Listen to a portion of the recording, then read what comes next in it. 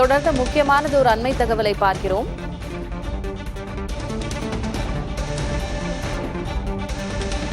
சிவகங்கை இளைஞர் அஜித் காவல் நிலைய மரண வழக்கு தொடர்பாக காவலர்கள் அவரை தாக்கும் வீடியோவை அவரது குடும்பத்தினர் வெளியிட்டிருக்கிறார்கள். கடந்த 28ஆம் தேதி திருட்டு வழக்கில் விசாரணைக்கு அழைத்துச் செல்லப்பட்ட அஜித் மீது காவலர்கள் தாக்குதல் நடத்தியிருக்கிறார்கள். அஜித்குமார் மரணம் கொலை வழக்காக மாற்றம் செய்யப்பட்டு காவலர்கள் 5 பேர் கைது செய்யப்பட்டு மதுரை சிறையில் அடைக்கப்பட்டிருக்கும் நிலையில் காவலர்கள் தனி ஒரு இடத்தில் வைத்து அஜித்குமாரை கட்டையால் தாக்கும் அந்த வீடியோவை அவரது குடும்பத்தினர் வெளியிட்டிருக்கிறார்கள். நீதிமன்றத்திலும் இந்த வீடியோ சமர்ப்பிக்கப்பட்டிருக்கிறது.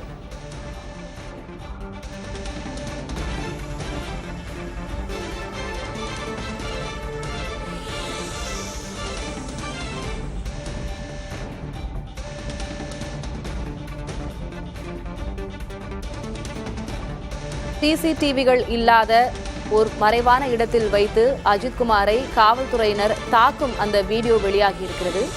இந்த வீடியோவினை அஜித்குமாரின் குடும்பத்தினர் வெளியிட்டிருக்கிறார்கள். மேலும் ஆதாரமாக இந்த வீடியோ நீதிமன்றத்தில் விசாரணைக்கு சமர்ப்பிக்கப்பட்டிருக்கிறது.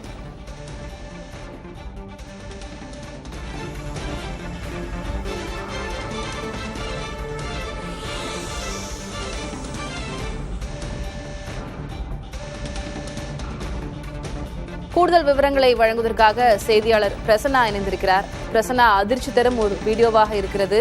தொடர்ந்து அஜித்குமாரனுடைய இந்த காவல் நிலைய மரண வழக்கு அதிர்வலைகளை ஏற்படுத்தி இருக்கிறது கடந்த 2 நாட்களாக. அந்த வகையில் இப்போ இந்த வீடியோ வெளியாக இருக்கிறது. எவ்வளவு முக்கியமான ஒரு ஆதாரம் இது?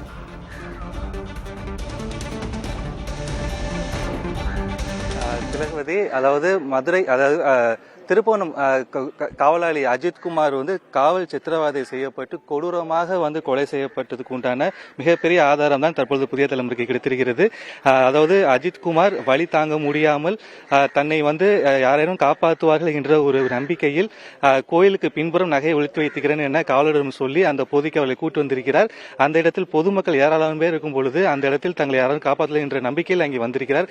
ஆனால் காவலர்கள் பொதுமக்கள் யாரையும் கிட்டக்கு நெருங்க விடாமல் மிரட்டி அவர்களை வெளியே அமைத்திருக்கிறார்கள். அதே கோயிலுக்கு பின்னக்கூடிய அந்த மாட்டுக்கோட்டையில் அஜித்குமாரை கூட்டிச் சென்று நகை எடுத்து தர சொல்லும் பொழுது அங்கே நகை இல்லாத ஒரு காரணத்தால் அவரை கொடூரமாக தாக்கியிருக்கக்கூடிய அந்த காட்சியை தான் தற்பொழுது நாம் பார்த்துக் கொண்டிருக்கிறோம்.